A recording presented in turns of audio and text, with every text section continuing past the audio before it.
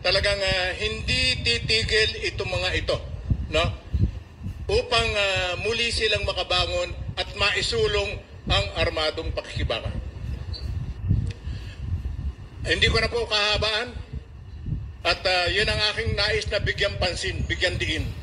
Na baka nakakalimutan natin, ang CPP-NPA ay kasabwat ng kaguluhang nangyayari dito. Kasama sila rito at may pananagutan sila rito sa mga krisis na to. Sa halip na makasama natin sila sa paniningil sa gobyerno, nasaan na yung 20 pesos na bigas?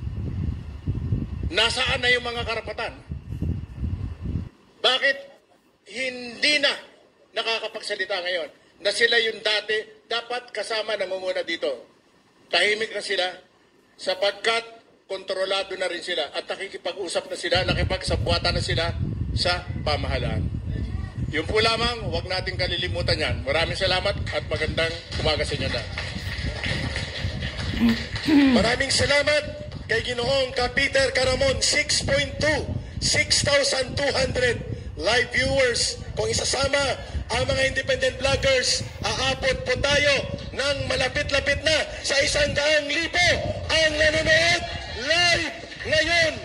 Kasama po ang independent na mga patriotic and pro-people vloggers group. Bago ang open forum at reaksyon mula sa Urban Poor at maralitang mga mamamayan, tayo po'y kinatigan ng Korte Suprema doon kay Ginoong Haka-Haka nang siya po'y dinisiplina muli nang sinasabi niya, imaginasyon lang ang kahirapan na naranasan ng mamamayang Pilipino. Akala niya maliligaw ang atensyon ng mamamayang Pilipino na ang may sala ay ang kanyang amo, na kung kaya ang presyo ng bigas ng bumaba, si Rodrigo Duterte ang pinakamagandang klase was only 42 pesos. Yes, to 44 correct. pesos per kilo. Ngayon, ang bigas 75 na 42 pesos ay makikita mo na lamang na ipinapakain sa mga alagang hayop. Hindi na makakain ng tao. Ang matinong bigas ay umaabot ng 60 to 65 pesos per kilo. Ibig sabihin, 40% halos ang itinaas ng pangunahing konsumo na pagkain ng mamamayang Pilipino.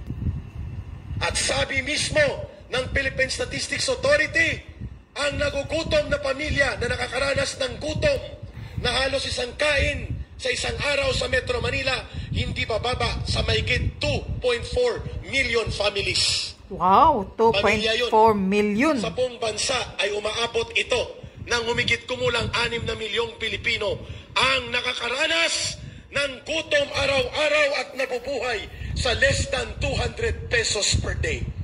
Grabe, ha? So, sino ngayon ang bobo, Larry Gadon? Sino ngayon ang haka-haka? Yeah, ang utak ni Gadon. Linatiko at dapat palayasin ka kasama ng amo mo sa Malacanang. Correct. Tama! Yun po ang dahilan kung bakit nandito tayo ngayon. Hindi po lamang ito sapagkat kinikilala natin ang matino na pamumuno ni Rodrigo Duterte. He may not be perfect as a president, but he was the president na siyang nagbigay ng puso at pagmamahal sa mamamayang Pilipino, anuman ang kanyang pagkukulang sa kanyang sarili. Tama! Correct! Yun ang ginagawa. Siya lang talaga. Only President Duterte. Matino at hindi kinagatungan at nirerendahan ng ninuman na uri ng Pangulo, kundi Pangulo ng bawat mamamayang Pilipino na kanilang nirerespeto. Tama? Correct. Yan ang dahilan kung bakit napakahalaga ng pagtitipon na ito. Ang iisang agenda na nakikita natin ngayon kung bakit nagkaroon ng kaguluhang pampolitika sapagkat ayaw na nilang bumaba sa kapangyarihan. Exactly. Kaya maagang inatake si Sara Duterte. Yes. Maagang winasak ang mga Duterte because the only real political threat to the continuation and perpetuation of power of the Marcoses ay ang mga Duterte. Exactly. Yun Yes. ang Takot dahilan sila sa kung mga bakit Duterte. nagkaroon ng special operations attack laban kay Sara Duterte. Kaya gusto talaga At ang nilang daming ano nadamay. si Sara Unang nadamay, tanggalin. SMNI. Pangalawang nadamay, Pastor Kibuloy. Yes. At ngayon, Rodrigo Duterte. At ngayon, Baste Duterte. Mayor Mike Rama, Governor Hubahib, Governor Mampa. Sino pang isusunod na kakatayin? Nabudol, Trinidor, pati ang aming mahal na chairman, Professor Normie Suarez. Nabudol. Sa support na ginawa ng Moro National Liberation Front sa statement niya, the son of the father cannot be inherited by the son. Yun ang isa sa nakapanalo kay Budol-Budol. At ngayon, may kaso na naging guilty na naman si Chairman Normie Suarez on the grab. Klarong-klaro at very clear ang pambubudol at pang-traitor ng administrasyon na ito. Kaya, alis dyan! Malinaw po na ang pagsirit ng mga pangunahing piliin, ang pagdaustos ng kabuhayan ng mamamayang Pilipino ay nakaangkla sa marumi na laro ng politika na ito. When the political dynamics become very obvious na ginagamit sa personal na kagustuhan na manatili sa poder, ang pang-ekonomiyang kalagayan ay dadaustos. Kaya kahit 50 beses mag-ikot sa buong mundo at talunin ni Marcos, si Magellan, si Pegapieta sa pag-circumnavigate sa buong daigdig, hindi unad ang bansa sapagkat unstable ang politikang kalagayan. Correct. At daustos at very fragile. Marupok na marupok ang pundasyon ng ekonomiya ng bansang ito. At hindi niya inaasikaso yun. Paano bababa ang presyo ng bigas kung ang nagkukontrol ng industriya ng bigas ay mga kartel May at smuggler. mga sindikato ng mga smuggler? Yes. At ano ang solusyon dyan? Decisive law enforcement led by the President. No need of additional law. No need of ayuda. Ipatupad mo ang batas laban sa mga smuggler at rice cartel. Buwagin ang sindikato sa droga at buwagin ang mga kriminal. Yun ang hinahanap ng taong bayan sapagkat kung yun ang inuna at ipinagpatuloy ay siguradong aangat ang kalagayang pang-ekonomiya because a lot of foreign and lobbyistic business will trust the government. Correct.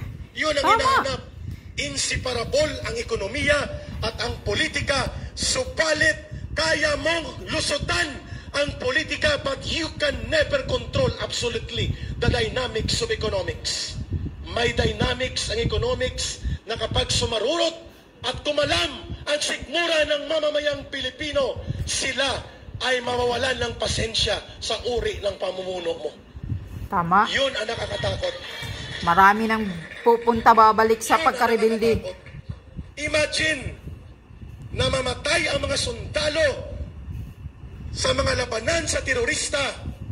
Hindi mo makikita ang Pangulong nagbibisita sa mga sundalong Yun nga napapaslang, eh. napuputulan ng kamay. Kapal ng mukha. Samantalang si Rodrigo Duterte sa panahon niya, kahit dating gabi, balik-balikan niya ang mga biktima ng tikmahan sa Mindanao, lalo na sa Marawi, at nasaksihan ko yan nung ako'y consultant sa Camp Evangelista habang nakikipagtikma ang gobyerno sa ISIS terrorist group sa Marawi. Napilitan lang siyang puntahan ng isang sundalo nang siya ay napupuna na at ikinukumpara sa previous government. Klaro po ang pinag-uusapan natin, ang kanyang layunin na patingkarin at pasingkiin ang digma-digmaan na kanyang ginagawa sa China na hindi dapat mangyari. Ang punot dulo niyan ay political power perpetration. Bakit? Si Zelensky na bulok at inutil na gobyerno ang kanyang dinala sa Ukraine dahil may state of war ay walang eleksyon at nanatili ang bulok na presidenteng si Zelensky sa Ukraine. Kaya nga. Ayaw natin na ikapital sa digmaang walang saysay, hindi makatarungang digmaan ang mamamayang Pilipino, lamang bigyang matuwid ang posibilidad ng state of emergency towards declaration of open martial law. Iyon ang dahilan na hindi tayo kikilis doon sa dulo na wala ng panahon at upos na tayo. Nag-uusap kami ni Peter Mutok, ano ang gagawin natin kay Eric sa mga organizer ng Marcos Alis dyan kapag nagdeklara ng state of emergency o possibility of martial law due to possible state of war na idideklara nila at gagamitin na gimmick sa China. Eh sabi ko di mag-underground. Ano pa ang gagawin namin? Di mag-underground muli at lalaban. Babalik Pero kung muli pwede pa pagka-rebelde. naman underground. At pwede namang siya ang umalis at hindi tayo ang magtago. Bakit hindi? Malinaw po, mga kababayan, kung bakit nandirito tayo, sapagkat gusto natin ang pagbabago. Ang kagustuhan sa mapayapang pagbabago at direktang pagkilos ng mamamayan ay hindi destabilisasyon. Yan ay tinatawag na demokrasya. Ang pagpapahayag, kagaya ng pagtitipon natin na sinasabi nila Kamintong, Kaado at marami pa, sabi nila Yuse Granke. At yon ang mensahe ni Tatay Hina Digong. ng internet. Ang kalayaan at demokrasya ay para lamang sa doon, sa lumalaban para sa demokrasya. Ang ayaw kamping, ang kalayaan ay mananatiling alipin. Ang kalayaan ay hindi hinihingi. Ang kalayaan ay hindi ipinanikluhod at niluluhuran na ibigay mo sa amin. Ang kalayaan ay kinakamit sa pamamagitan ng paggigiit ng tama at mga karapatang fundamental.